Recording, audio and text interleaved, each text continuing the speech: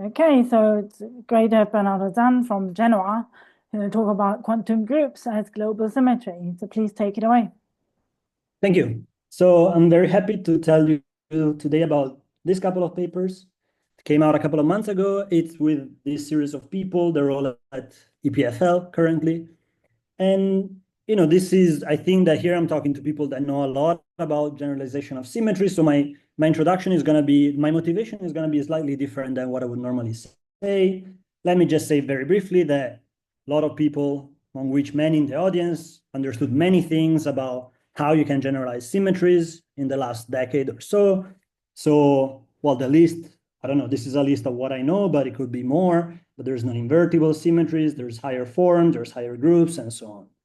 At any point, you might ask yourself, are we missing anything? Is there anything else? So I hope that today, I'm not going to give you an answer which is clearly yes or clearly no, but I think that I'm going to give you an example of something that looks to be sort of different than this.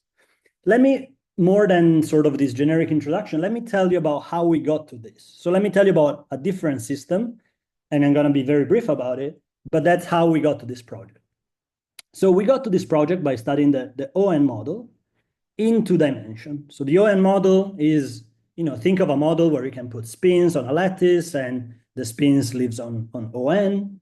So that's the classic version, like the sort of the usual way in which you define the model. So if you define it as a model of spins, then this n has to be an integer. There doesn't make sense otherwise. However, you can also study it as a model of loops, where instead of having spins living on a side, you just draw loops on a lattice, and then you give them some weight and so on. If you do this, you can define n to be some real number. Okay, so this model is very well known in the StatMech field, and it gives you a CFT for n between 2 and -2 in 2 dimensions. And we studied this at some point with Victor Gorbenko in 4 or 5 years ago. What we saw while we studied that was that there was something that didn't turn out to make that much sense from the point of view of symmetries, in the sense that it was something that looked unnatural. So some RG flow where some things was not generated. So we saw some evidence of something that we sort of ran out of possibilities, and we said there must be some non-invertible symmetry. And this had to do with this fact that these loops that you're drawing cannot cross each other.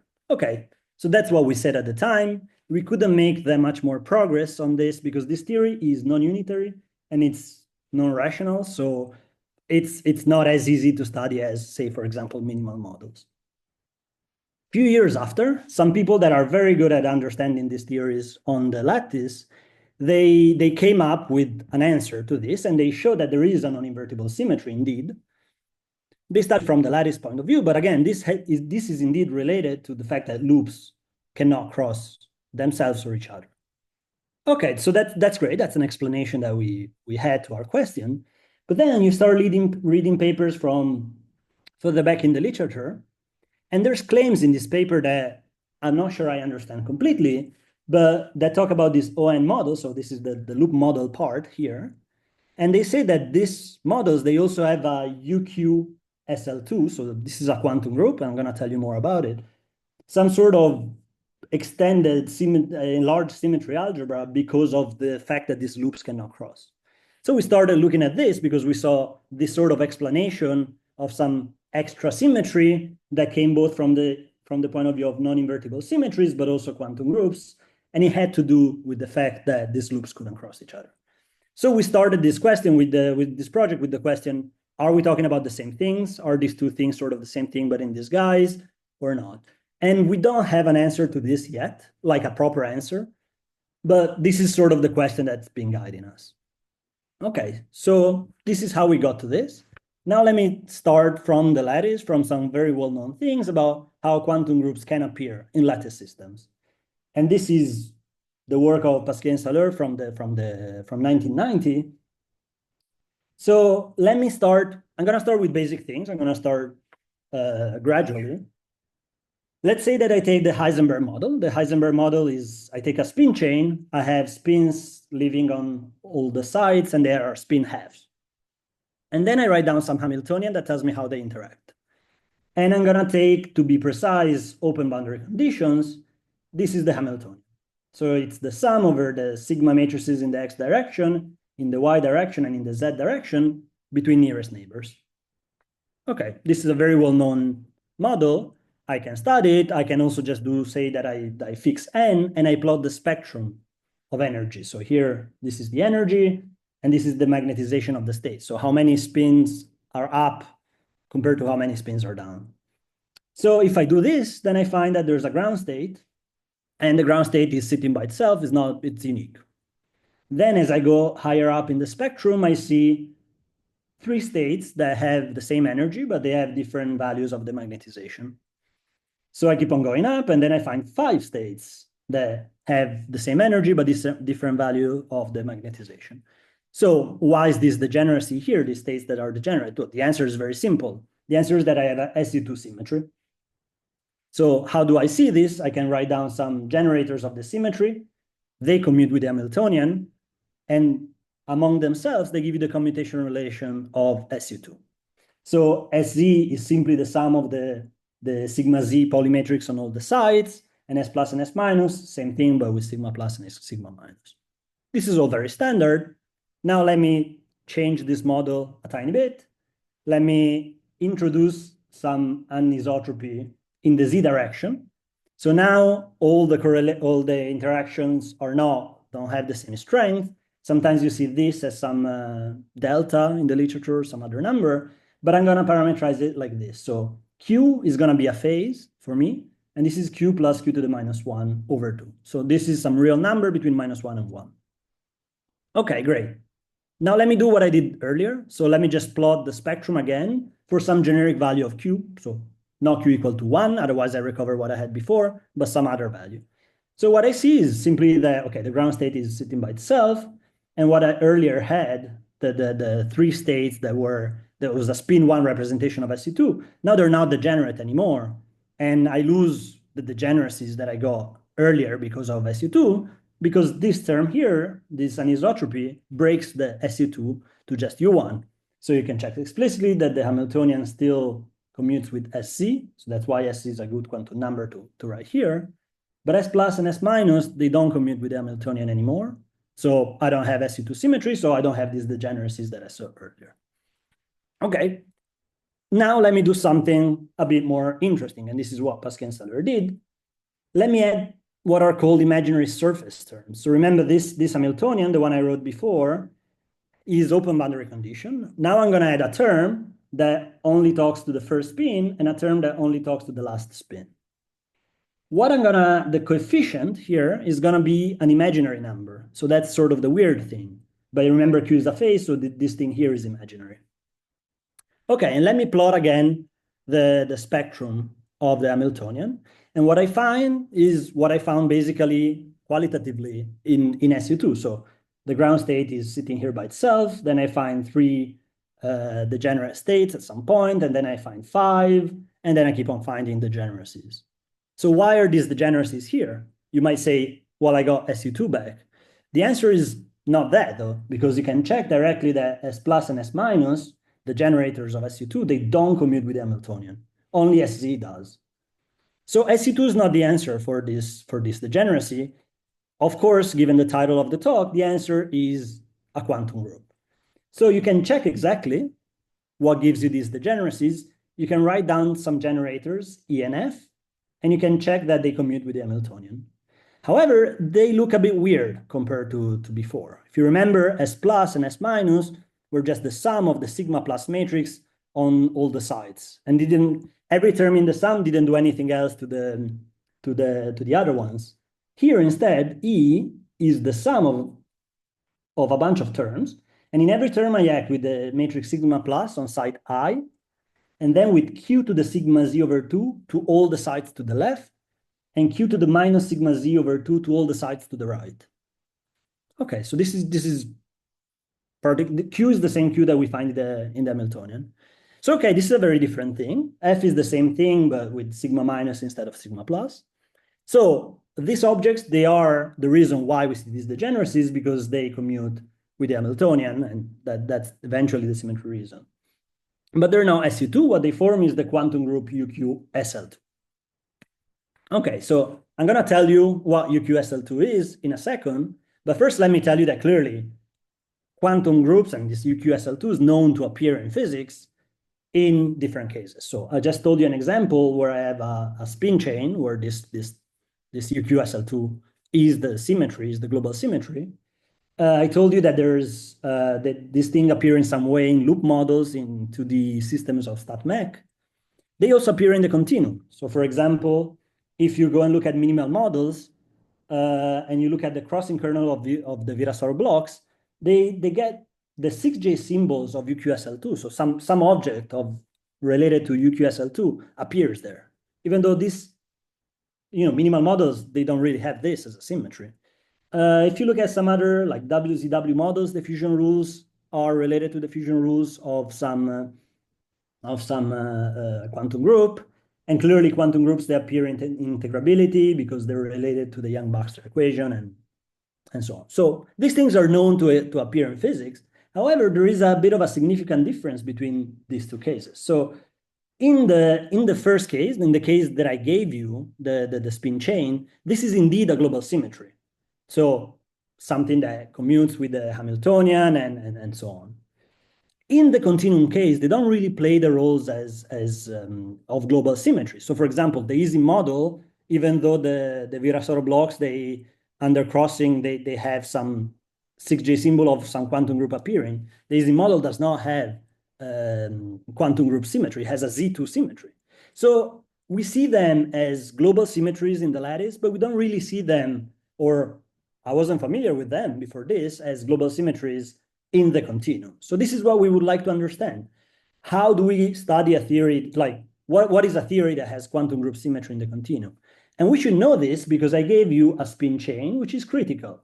So this spin chain at long distances is described by CFT. And if the global symmetry of the spin chain is the quantum group one, then I expect the CFT to have the same global symmetry. So this is going to be the questions that I have in mind. So can I build a theory with a CFT with UQSL2 that acts as a genuine global symmetry? The answer is going to be yes. I'm going to tell you what does it look like, both from the point of view of generically, and also I'm going to give you some specific example coming from some spin chain and study and check that everything makes sense. And then the bigger questions sort of that I still have in mind and I still don't know the answer is how to place this within the realm of generalized symmetries, or if I should at all. So now I'm going to start and I'm going to tell you something about what UQSL2 is. In the meantime, if there's any question at this point, I'm happy to answer. Yeah, I have a question. Oh, I'll go first. So you showed that you have some conserved operator, and then you called it a global symmetry. But do you know if this conserved operator is locality preserving? Do you know if it corresponds to like twist defects or other words, symmetry defects? Good. So this operator looks very non-local, right? In the sense that I'm acting everywhere in the spin chain. And the language from the point of view of twist defects and twisted sector is something that we still don't have really under our control. So I'm going to tell you more about this, but this is sort of the where we got to. So we understand a lot, about this specific CFT, for example, but then to tell you how it's related with things that people that do, for example, non-invertible symmetries talk about a lot, that's where we're still, that's where we're working at the moment. So this is the where I stop having answers at the moment. I guess I'm just confused because like if this symmetry operator, which is like a line in space, corresponds to like a good like symmetry defect in a CFT, which is a line in space, then Lorentz invariant should give me a line in time. So then I'm confused why there isn't a line in time on the lattice as well.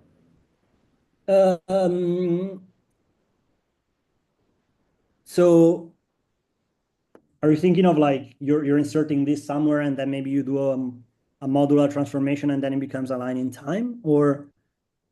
Yeah, like there's inserting a line in space is related to a line in time by this transformation in the CFT. Yeah, sure. Yeah, I agree with that. But I'm not doing anything like that at the moment. So I'm gonna then study a specific example, and you see this example is gonna be something. It's not gonna be modular invariant because it's gonna be something that breaks translational invariance. So then I can study. I have a partition function. I can do a modular transformation and try to understand what goes on. However, this is not gonna be a rational theory, so things are gonna be pretty tricky, and this is not as easy as one would like to. Okay, We thank you. studied this, but we're not at the point where we understand everything exactly from the point of view of twisted sectors and so on. Wait, thank you. You're welcome. Andrea, you had a question? Yeah, I have a couple of questions. One is very quick, I think, because so in this spin chain you were discussing the antiferromagnetic case, right? Yes, but it doesn't really. Okay, it doesn't really matter. Like, for example, you can put a minus here and put a minus there, and you get the same thing. Uh-huh. Yeah, so it's there's some transformation that you rotate the spin. It's you write down some exponential of some sum of sigma z's, and then you apply it to this Hamiltonian, and it gives you a minus sign here and a minus sign there, and it's the same spectrum. So okay, good. Yeah. And the second one, that I think is sort of the same question that Sal asked, but from a maybe slightly different perspective. So you're asking whether there is a CFT with this quantum group as global symmetry, but what do you really mean here by global symmetry? Because you might, so there are two different things that you might ask. Either say you take some space-like slice, some Rayleigh quantization, you quantize your theory, and you ask whether there is some operator that commutes with the Hamiltonian, or you really ask whether there is in space-time some topological defect. Yeah. So what I'm going to ask is going to be something at the level of correlation functions. I will want word identities. This is the way I'm going to go and think about things. Okay. I could tell you that there's a topological operator that satisfies some rules. These rules are not the same as topological operators, and you will see why.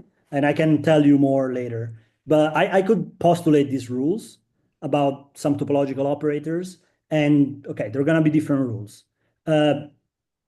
But from what I'm going to talk about, I think that the word identities is the main tool to get, that's what's going to tell me what sort of constraints I have on correlation functions. I see. So are you going to work in the Euclidean?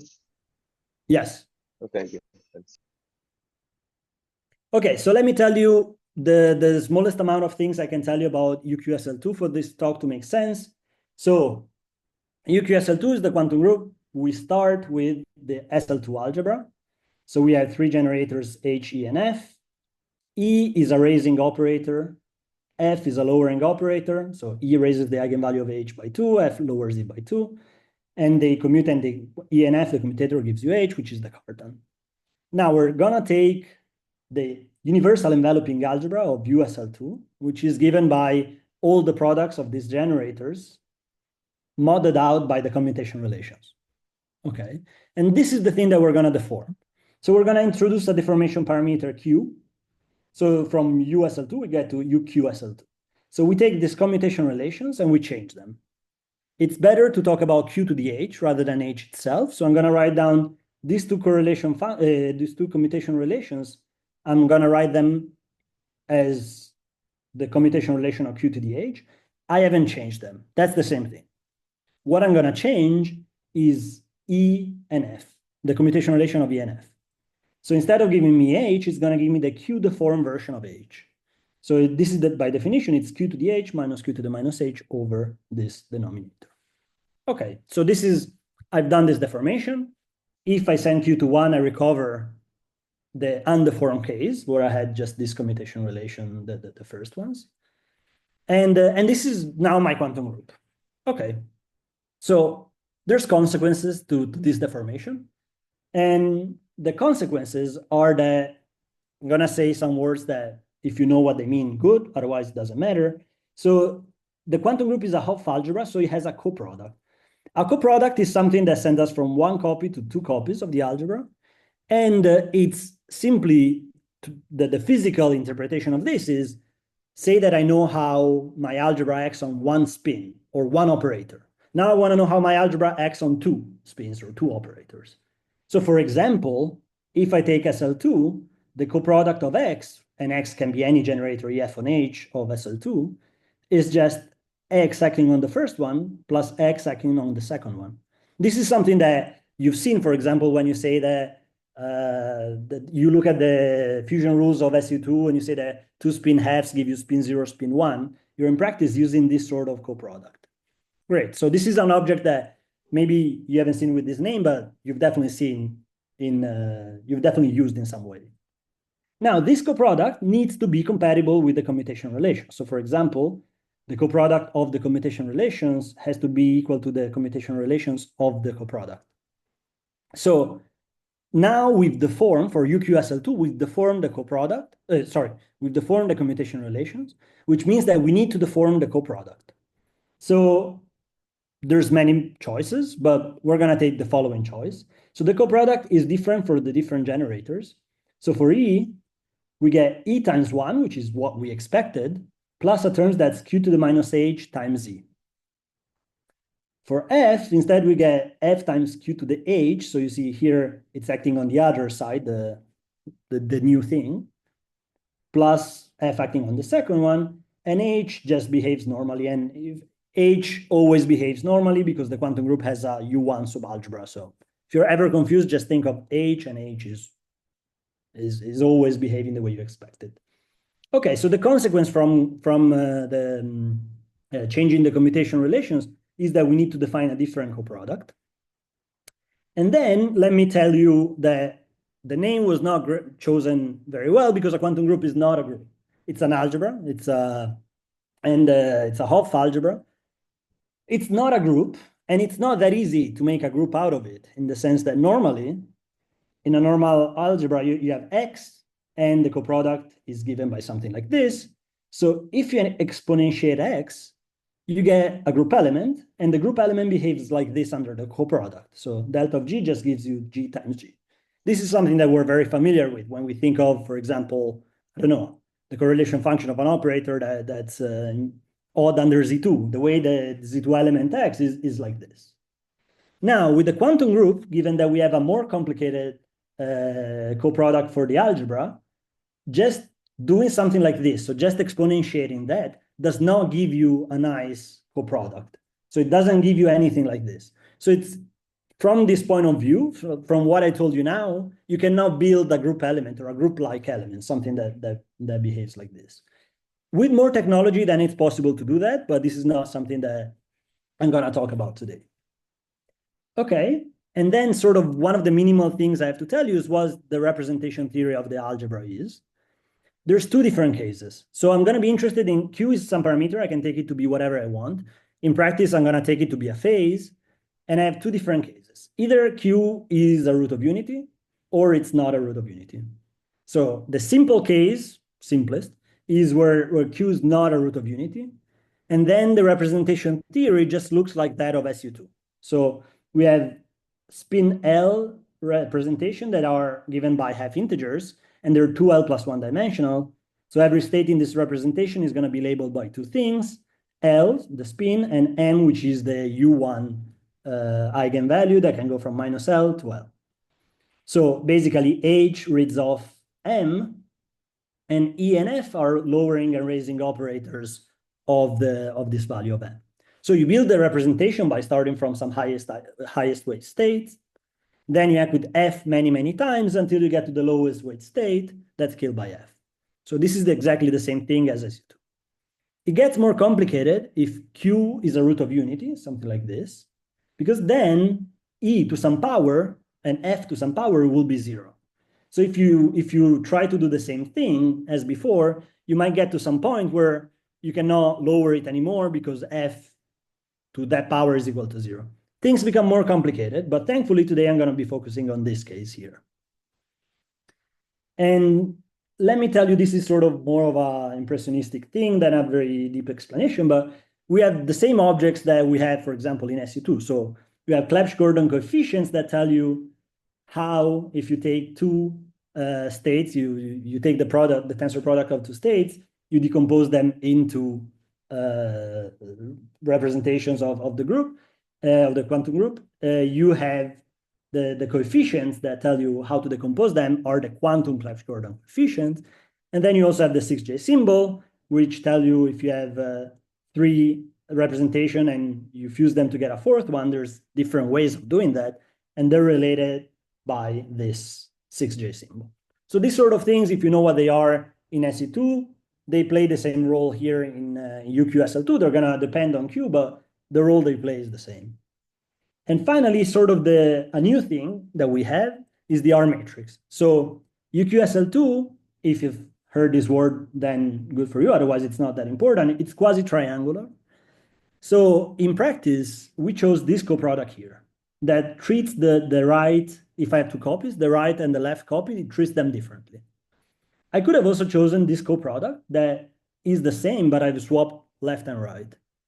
So I have an object to go from one to the other, and that's the R matrix. So if I conjugate delta by the R matrix, I get delta tilde. The R matrix is famous because it satisfies the Yang-Baxter equation. So that's why it plays a role in many, when people study integrability. Okay, I think this is the minimum amount of things I wanted to tell you about quantum groups. And now I can go and look at what a CFT that's invariant under quantum groups should look like. Any questions so far?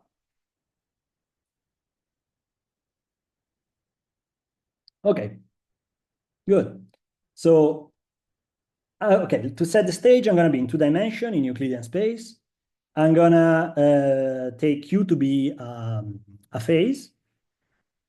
And now I'm going to say that I have a symmetry that's a global symmetry. So I would like the following things. I would like the operators of the theory to transform under UQSL2. And I would like UQSL2 to commute with Virasoro, so commute with the space-time symmetries. So this is what I say, the input I give. So my operators now, they live at some point x, and they have the usual weights under Virasoro, and then they have two quantum numbers under the quantum group. So the spin, the UQSL2 spin, and the U1 eigenvalue. Okay, so this is sort of what I'm requiring. And the other thing I want is that the correlation functions satisfy the word identities. So the idea is if I put a generator of the quantum group, EF or H, on some correlation function here, this should give me 0. So this is what I want from a CFT with UQSL2 symmetry. This looks like a very natural thing to ask. Let me look at the consequences. And the consequences, they all come from the fact that I deform the commutation relation. Sorry, can I ask a question? Yes. So are you going to stay at Q that is not root unity, right? Yes. So as far as I understood, in this case, basically, the structure of the representation is exactly the same as for SL2. The only difference is in the tensor product of representations, right? Yeah, I mean, it's things are different. For example, like the matrix elements of the generators are going to be different, but the form of the generators in the sense that you have a lowering, a raising generator, and so on is the same. And then the tensor product will give you, again, the same fusion rules, but with different coefficients. So, you know, qualitatively things are the same, then the formulas, they depend on Q. So essentially, because my original confusion was, so if the structure of the representation is the same, what is the minimal thing I should look at to recognize that my CFT doesn't have SL2 as a symmetry, but the quantum group is the OP of the operators? For example, if I give you one thing you could check, if I'm saying something correct, okay, I'm saying something correct. Let me take a spin 1 operator and look at the 3.5 of the 0th component of this. SU2 would tell me that this is 0, but with the quantum group, it wouldn't be 0, for example. It would depend on Q, and it would go to 0 as Q goes to 1 when you recover the undeformed case. But here you would have things, this is, you know, just because that specific Clebsch-Gordon coefficient is 0 for SU2, but it's non-zero for UQSL2. I see. Okay. So, you know, they are different, and that's how you would see it, basically. That they depend on. But for instance, I cannot see any difference in 2-point functions. You can, well, 2-point function, you normalize them the way you want. So yeah, I guess that's first you normalize them, and then you look at 3-point function, and that's where you see the difference. Thanks. You would see things in the spectrum. We will talk about the spectrum, but let me tell you, the first thing that happens is that operators, cannot be generically mutually local if they transform under the quantum group. So I'm in Euclidean space. What I want is that operators are invariant under permutations. So if I have a correlation function of O1 and O2 and I just swap these two, I can at most get a minus sign if I have fermions. But if I have plus, like if I have just boson, this is just a plus. So I can permute operators and the correlation functions are invariant under that. Now, this is going to be different. And I could show you this for any operator, but it's simplest to choose the spin half representation where I have two operators, the one with plus half and minus a half. So let me call them O plus and O minus. The word identity for this, I get it by acting with F. And when I say F, I mean the coproduct of F over O plus, O plus. So I get two terms. The first term is this. So I get O plus gets lowered to O minus. And this other O plus remains O plus. But I read off it's with Q to the H, I read off the magnetization. So I get a Q here. The second term is normal. It's just lowering this one here. So I get O plus, O minus. Okay, this is equal to 0. This is the word identity. And then I can use the word identities of rotations to move these two operators around.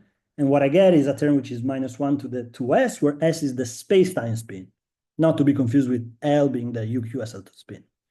So I put them together and I get this equation here.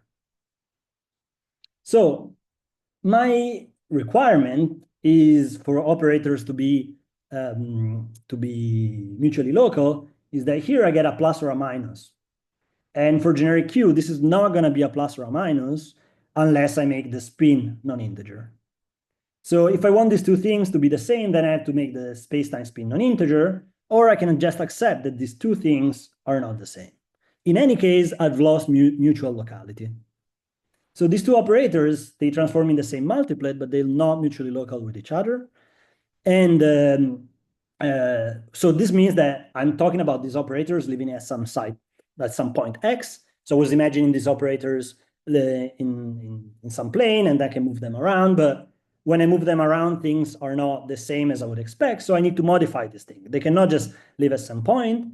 The minimal sort of modification that I need, and I'm going to tell you why it makes sense with some examples as well, that these operators are attached to some line, to some tail, which needs to be topological. I mean, I don't need anything more for it than to be topological. And then something like this correlation function O plus and O minus will be something like that, while the one with the swapped operators will be like something like this.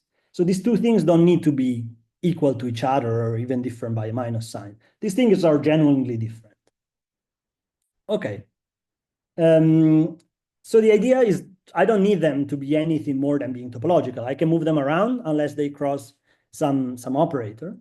And when they cross an operator, there's a price to pay. I can do it, but there's a price to pay. And the idea is that I need to use the R matrix. So if I act with the R matrix on something like this, then I get something like that. So I can cross the lines by using the R matrix, which swaps left and right on the things. Okay, so this is what we need. Will you say a little bit more about these topological lines, what their properties are? I'm gonna tell you what I don't know about the topological fusion line. Or what are the So this is the sort of thing that we don't know exactly, because we need operators to be attached to these lines. Yes. And clearly I can fuse operators and I get other operators. I have an OPE. So I know a lot about operators. I don't really know that much about the lines, like how many different lines I have. This is the sort of things that we don't know about too much. So what is the fusions of these lines by themselves without thinking of the operators? What are their junctions? These sort of things. This is something that we don't know. Because so I shouldn't think of these lines as like generating the symmetry either. Yeah, so we think of the way we're thinking about them is that when you're acting, let me add something, like say that I have some operator here, we still would like to think of the symmetry being implemented by some object like this that shrinks on them. So this is an algebra, this is not a group. So normally you would expect this to be something like this.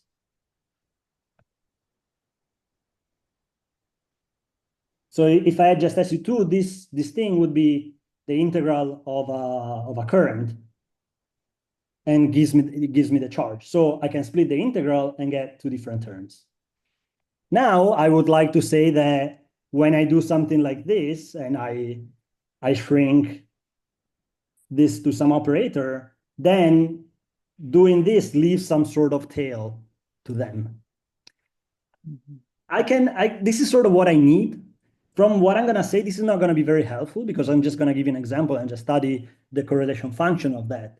But, like we would need this to behave more like But so something these like topological lines that are attached to these non-genuine operators, they're these symmetry generated.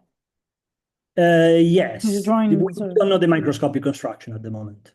But yeah, they if you start with something that doesn't have a line, then you act with a generator, then it should have a line. So in your spin chain model that you presented at the beginning, this sort of E and F that you had there, are these the kind of topological defects that you then also have attached it's to them? surprisingly tricky to understand what this sort of like, this is something that we're doing now. So unfortunately, I don't have an answer to this yet. But to understand what the scaling operators are in the spin chain, it's very non-trivial. So I have some CFT operator. What do I need to measure on the spin chain to reproduce the endpoint function of this operator? It's non-trivial. So I would imagine that it's something like you place a polymatrix at some point, and then it has a tail of things. But like this, to do the precise things, and now we're doing some tensor network, trying to study with the tensor networks, it's not that obvious. So it's good that I'm giving this talk because the nature of these topological lines is something that we still don't understand, and I'm sure that many people in the audience could probably have some good input on this, maybe. But yeah. Okay. Sorry, I have a quick, as a stupid question. On the last slide, I think you drew the line as in orange, Yes. ending on the green point. And then the next slide, you drew the line that was enclosing the local operator in orange, and you drew the line ending on the local operator in yellow. Yeah, no, the colors were not chosen. Okay, so just to make sure. My question was, is that the same topological? No. Sorry, I just used the first color that I saw. But is it supposed to be the same type of topological line or not?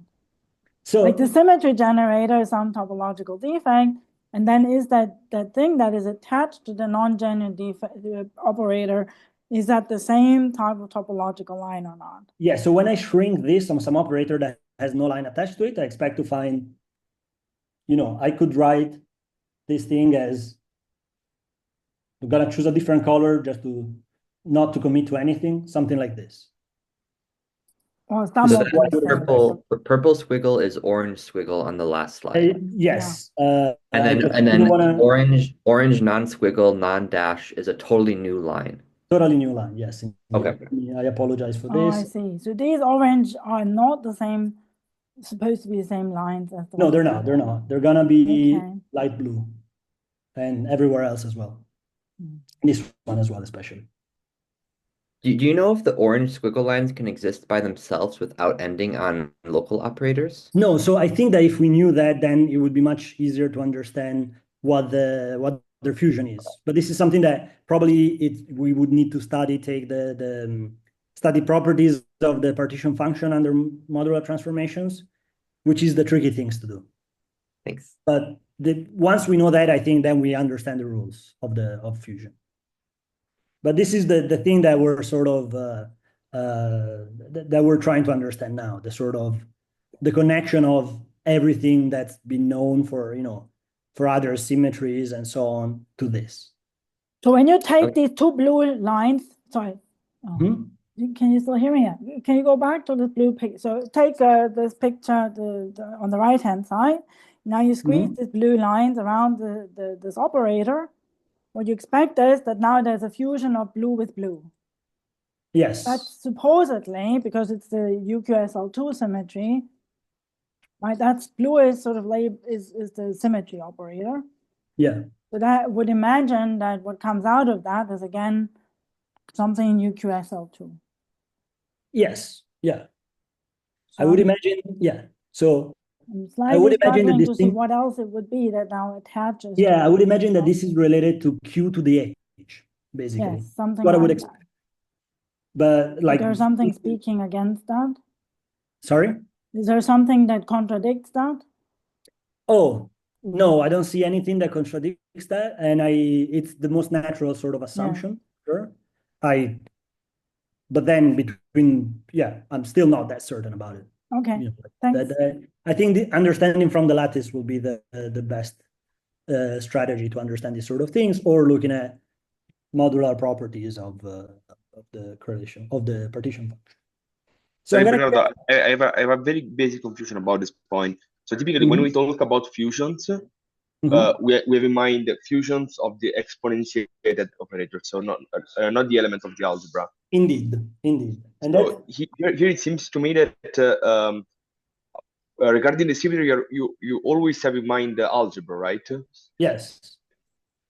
Because there is no group, so I can only think of the algebra. And this is what, clearly, this is something that it's an issue between making contact with the things that are known about non-invertible symmetries, is that this, for like, if I take, I don't know, the Kramers-Vanier's duality in the Ising model, you get this times that. Well, I mean, like you shrink this, you just get one term, because it's sort of the group-like element, the exponentiated version of it. This is something that clearly, like, we're talking about an algebra rather than a group, so things are going to be different. So I'm not so sure if I should, like, what the answer is to these questions about fusion and so on, because we're looking at something different. So at this point, I might have the impression that in this picture, the blue line is an element of the algebra, while the wiggle line that is attached to the operator should be an element of the group. Because when an operator is non-local and you must attach it to a line, this must be an element of the group, so the exponential version of the algebra. So this could be the difference between the blue and the orange here. Could be. This is what I expect this to be, is q to the h. So it's not algebra, but it has a U1 subalgebra. So that one I know how to exponentiate it. So I see. I don't, like, if what you said, your intuition would agree with this intuition that this has to be q to the h. Okay, good. So you're not able to exponentiate the full algebra, but you're able to exponentiate specific subalgebras. Yeah, just the part H just generates a U1 subalgebra, and that I can just treat it normally. But E and F are those that are hard to actually check. Okay, let me tell you, and I'm gonna have to make some choices here. Okay, so I want to study a specific model, and I'm gonna start with a model that looks like the one of Pasquier-Salur, the XXZ model with some imaginary surface terms. However, I don't really like open boundary conditions because I would like to have translational invariance. So I would like to choose something with periodic boundary conditions. However, I don't know of any system that has UQSL2 symmetry and is translational invariant. So periodic boundary conditions would actually break UQSL2. So I'm going to take a different deformation of XXZ, which is the closest thing to a periodic boundary condition system that I can think of. And this is something that has been studied by these authors and then in other papers and so on. So let me tell you a bit of the details on how I get it, because I think this might be interesting. So the Pasquier-Salur Hamiltonian is just the sum over a bunch of terms Ri. This just have the bulk thing, so the sigma x, sigma y, and sigma z interaction with this Q term. And then we have a term that acts on I minus I plus 1. So when I sum all of them together, this is a telescopic sum, so they cancel until the first and the last one. So that's how we recover Pasquier-Salur. So now I would say, okay, this Ri is defined only from 1 to n minus 1. Now I would like to add another term, which is Rn, to make it periodic boundary conditions. However, as I said, if I just naively take Rn, so write down here n and here 1, and so on, I would just get the XXZ model with periodic boundary condition, and that does not have UQSL2 symmetry, just as U1 as continuous symmetry. So that's not the thing to do. I'm going to do something different, which I'm going to use the fact that these Ri's, they have some nice relation, and the keyword here is Hecke algebra. The nice relation is that. The consequence is that I can build an operator G, which is the product of all these R's. And this G acts as translation when acting on Ri's. So this G translates R by one side. So this is not translation. If I act on different operators, it doesn't give me that. But on the Ri's, it gives me that. So I'm going to use this to define Rn. And then I write down the Hamiltonian of this system that I'm going to call XXQ as the sum from 1 to n, this time of Ri. So this is not really periodic boundary conditions because this is not really a translation, but it's the closest thing I can get. Why don't I write down this explicitly? Because Rn contains no local interaction. So when you do this on Rn-1, you get all-to-all interaction. So this is a Hamiltonian where every spin is interacting with every other spin in the system. So I don't have translational invariance, but I have this other weird system. Okay, the good thing is that this is known, the continuum limit of this theory is known. So Q is a phase. I'm going to parameterize it by this parameter mu, which is going to be real and positive.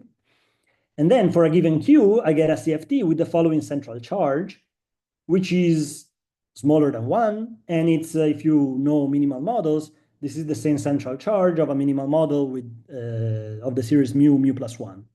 But this time I can take mu to be real. It doesn't have to be an integer. And I know what the operators are. And all the operators, the important thing is that they are degenerate. So they have some Katz labels. They have scaling dimension HR, S, HR, 1. So the theory is it's non-chiral. Sorry, it's chiral. It treats left and right pretty differently. And you can already check that the spin is not integer. The spectrum of this theory is known. You see the multiplicity of these operators, and they agree with what you expect from the quantum group. What is not known are the OP coefficients and in general higher point functions. So this is something that we do, but we do it basically in order to have a check. So I'm going to have two checks that what I said makes sense. So the first one is that it's related with the fact that I have this R matrix. And if I start, for example, from some correlation function like this, I can move 1 point around, get this, and then use the R matrix to swap these two lines and get that. So this is, if I start from O1, O2, I should get eventually O2, O1. So when I do this, this knows about the space-time spin of the operators when I move this operator around, and this knows about the UQSL2 spin of the operator when I use the R matrix. So the requirement that this, after you've done all these sort of operations, becomes that, gives you a very non-trivial constraint between the space-time spin and the UQSL2 spin. So first thing we check is that all the operators in the theory satisfy this constraint. And that's already a very good check that our construction with these topological lines makes sense. The second check is that this theory is weird, but we still want it to be crossing symmetric. So we want to impose crossing symmetry. We want to check that if I take a 4-point function, the S-channel expansion and the T-channel expansion, they agree. So to do this, we need to fix the OP coefficients. And this is something we did. And I'm going to be very brief because of time, but there's two ways of doing it. One, you use the fact that the operators are degenerate. So you use basically the BPZ approach. Or you do a Coulomb gas approach. So you consider a larger theory where if you do the right operation, it spits out the correlation functions of your theory at C smaller than 1. So you can work a bit on this, and you can check that there exists a solution for the OP coefficients that make the theory crossing symmetry, which is a very non-trivial thing. So our theory looks well behaved. It's a weird theory, but it's well behaved from the other points of view we know about CFTs. So these are the two checks that we have about this theory that it makes sense. So I have a question about the first check. Could we go back to that R matrix action? So in order to act with R, and I guess you're really acting on these lines, right? Because R basically allows you to switch the lines, is this? Yes. So then you need to really tell me what are these orange lines labeled by, no? Yeah, so in this I know. Before that was sort of one of the questions. So these lines, so this R has the label all L1 and L2, where these are the spin of UQSL2. So this is so this one will have L1 and this one will have L2. So this is what R acts on the lines or on these operators? Well, yeah, R acts on X on a correlation function, and it gives us the same result in our way of looking at things as this correlation function here. So one thing one could say, and I don't know if it's the right answer, is that each operator has its own line, and all these lines are labeled by the spin, the UQSL2 spin. Yes. This would be one option. And you could otherwise say that all these lines are the same, and I don't know. But it looks to me like these lines, they're labeled by the L of the operator they're attached to. So yeah, so R is labeled by this UQSL2 spins. And then So if I take diffusion and I say I can expand these in some OPE, these Yes. operators, yes. do you have a precise sort of, Yeah, so rule what type of lines yeah. can then appear, what kind of operators can appear? Yeah, right? so the operators are those allowed by the fusion of UQSL2. So Okay. it's the same thing as SU2 at the generic Q. Okay. So if I take spin 7 and, well, okay, let's say spin half and spin half will give me spin 0 and spin 1. So it's basically the fusion of SU2 irreps of spin L. Yes, yeah. Okay. So it looks, in some sense, it looks like these topological lines that just follow along. Mm-hmm. So this is one of the reasons why we don't really have much constraint on that, because what we do to the operators, they also just follow along. Mm-hmm. Okay, thank you. Okay. Okay, so I have 10 minutes. So let me tell you one thing. I didn't say this, but the theory we're looking at is non-unitary. Even Pasquier-Salor is non-unitary because I'm adding these imaginary terms to the action. And sorry, to the Hamiltonian in the case of Pasquier-Salor. So the theory is non-unitary. Still, it's a very mild non-unitarity in the sense that it's PT symmetric and all the energy levels are real, all the scaling dimension of operators are real. Still, it's a non-unitary theory. So people like unitary theories a bit more. So I would like to tell you how this is related to unitary theories. And I told you where quantum groups sort of appear in CFT, and I would like to tell you a bit about that. So one of the things that happens is that if I take minimal models, and we can agree that minimal models don't have UQSL2 as global symmetries because, for example, the representation theory is not that one. But if I do, for example, the S-channel expansion here in green, the T-channel expansion here in orange, I get these two different formulas. So here I'm summing over some operator that is what is exchanged by 1, 2, and by 3 and 4. And then I have some Virasoro blocks for Z and for Z bar in the S-channel. In the other thing, I first do the one between 2 and 3 and 1 and 4. And then I have different Virasoro blocks. So crossing symmetry says that these two things are equal, but we also have stronger, if you want, properties of the Virasoro blocks by themselves. So if I just look at the holomorphic one, the one in the T channel can be expressed as a sum of blocks in the S channel. These are minimal models, so this sum is finite. And there's a thing here that's called the crossing kernel or the fusion kernel. So these properties of minimal model of Virasoro blocks are known, and the fusion kernel, it's been known for a while. And in a simple case where I'm taking one Katz label, the R Katz label, I'm setting it to 1, and I'm just keeping the S1, and it's going to be S1, S2, S1, S2. So if I do this, I can write explicitly what the crossing kernel is. It's this thing here. There's a ratio of OP coefficients, and there's a UQSL2 symbol, 6J symbol, which you might be confused by, because if we're talking about the Ising model, that's not the symmetry of the Ising model. So you can ask yourself, why does this thing appear? And the theory XXQ gives one explanation for this. So what we need to do, I'm going to keep it brief on the details. But the idea is if you take the operators of XXQ and you look at their OPE, you will see very clearly that you have some Clebsch-Gordon coefficients appear. This makes sense because these two are two representations of UQSL2, and I'm decomposing them into one representation of UQSL2. So these objects, they appear. So if I do crossing symmetry of this theory, of the XXQ theory, I get a bunch of Clebsch-Gordon coefficients. This is, okay, the details of this are not too important. Let me just say that crossing symmetry of this can be written in the following way, as this thing here. So we say that the Virasoro block in the T channel is just the sum, well, it can be expressed in terms of Virasoro blocks on the S channel.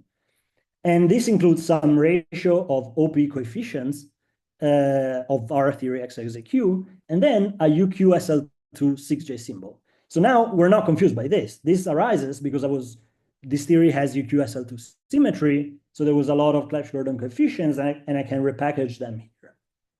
So, okay, so this is crossing symmetry from our theory. However, the theory itself does not, sorry, the Virasoro blocks, they don't depend on the theory that they appear in, apart from the central charge and the scaling dimension of operators. So this equation here also has to hold for a minimal model with the same central charge and looking at the right operators.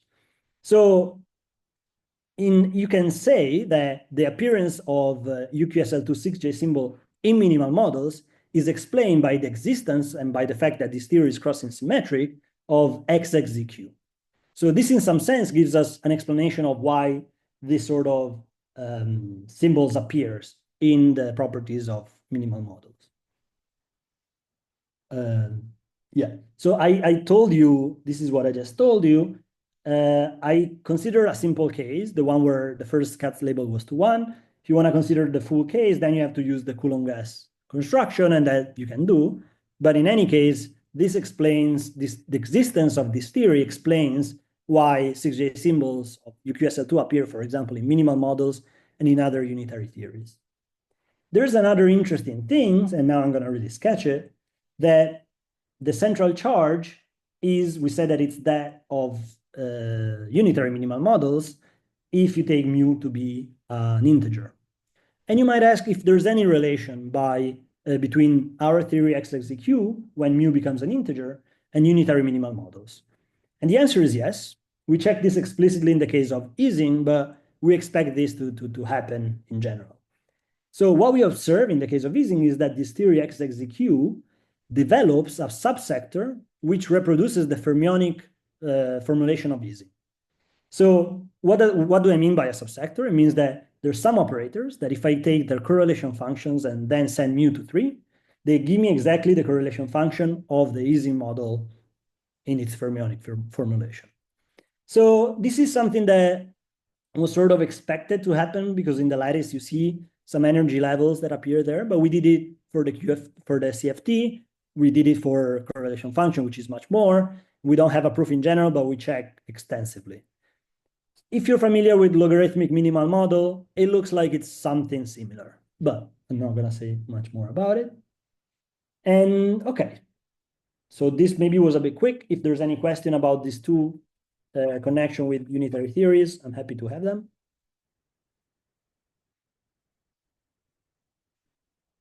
Okay, so let me just sum up what what I talked about and tell you the future direction. So theories that have as a global symmetry UQSL2 certainly do exist. I give you one example of this. One of the more striking properties is that the quantum group mixes no local operator with no local operators. So in general, generically operator will be no local in the sense that they live at the end of some line. I gave you one example, which comes from this XXZ spin chain with no local interactions. This theory is non-unitary, but it's a well-defined theory. It's crossing symmetric, and it has the right properties that we would expect. And it's related to unitary theories by the fact that it explains the appearance of UQSL2 6J symbols in some minimal models, and it contains subsectors that are related to minimal models in some special cases. What is there to do for the future? Well, I told you something about the appearance of these UQSL2 quantum groups in ON models. And this is something that we still don't understand exactly. I think that this might be related to what happens when you fuse this topological with these non-invertible lines in these models. But this is something that we're still not sure about. Clearly, one thing that even seeing clearly that the question that I received, we should understand more what these lines mean, what they represent. And the biggest obstacle is that we're dealing with an algebra and we are not dealing with something that, at least the way the elements act, is what I would call group-like. So non-invertible symmetries, they're still group-like, even though they're not groups. So one thing that would help me to make some connection is to be able to build some group-like elements for the quantum group. And this is possible. You need to introduce some variables which are non-commuting with each other. So you exponentiate, basically you do like e to the I alpha x, where x is some generator. But now these alphas, they don't commute with each other and they have weird commutation properties. But if you do that, you can build an object that behaves like this. For Q root of unity, these are just matrices, just saying. So if we understand what this means in the theory or in the spin chain or in the CFT, then probably we're one step closer to understanding what the topological lines mean. Another question was about how do I build, what is the microscopic description of these topological lines? Given that I have a microscopic description of this CFT, some lattice model, how do I write down these operators in the lattice so that in the continuum limit, they give me what I want? This is surprisingly tricky. This is something that I'm working on right now, and I'm very confused by it. So I still don't know at the moment, but I'm pretty. I think we'll figure this out, but it's a relatively subtle question. I gave you a theory which is non-unitary. It would be great to see if we can find examples of theories that are invariant under UQSL2 and instead are unitary. I don't know why there shouldn't be an example like this. Maybe there's a reason, but I don't know it. So I think it should be possible to find a unitary theory which is invariant under this. And then clearly you can start thinking about other groups. There's UQSLN. You can think of what happens in a theory like that. There's something that I heard about, but I haven't understood what they are yet. It's easy quantum groups, and they don't look easy from what I've seen. But this sort of construction could be generalized to them. So this is what I wanted to tell you. Thank you, and very happy to answer any question. Okay, thanks very much for a nice talk. Other questions? I had some questions. Maybe I can start off by asking, so you've had this restriction to Q as being not a root of unity type throughout the talk, it seems, but really the interesting kind of representations come when Q is root of unity. So Yes. when you have this comment here, is this group-like construction you can do in also that case? I didn't quite sorry, it's here. Yeah, so the group-like construction, you can do it anytime. It's just, it looks nicer at Q root of unity in the sense that I just introduce some variables and I tell you what their commutation relations are. And for Q generic, that's it. I cannot tell you more. I tell you there are some variables and they commute in this way. For Q root of unity, I can find some matrices, finite dimensional matrices that have those specific commutation relations. So that's why it's sort of simpler from that point of view. Okay. Here I did everything at generic Q, but then I'm taking the limit of Q going to I mean, what we do also exist at Q root of unity is just more complicated. But for example, this whole thing about the subsector of minimal models here, this is for Q becoming root of unity. Right. So we studied this. We studied as a limit. So, but things become more complicated. It becomes a logarithmic CFT. And the representation theory becomes... Yeah, representations become more complicated. Yeah, it's a reducible but indecomposable. Yes. Both under Virasoro and under the quantum group. So you can do it. It's just a bit more complicated. I think, Paul, you might have a question. You unmuted yourself. Oh, yeah, sure.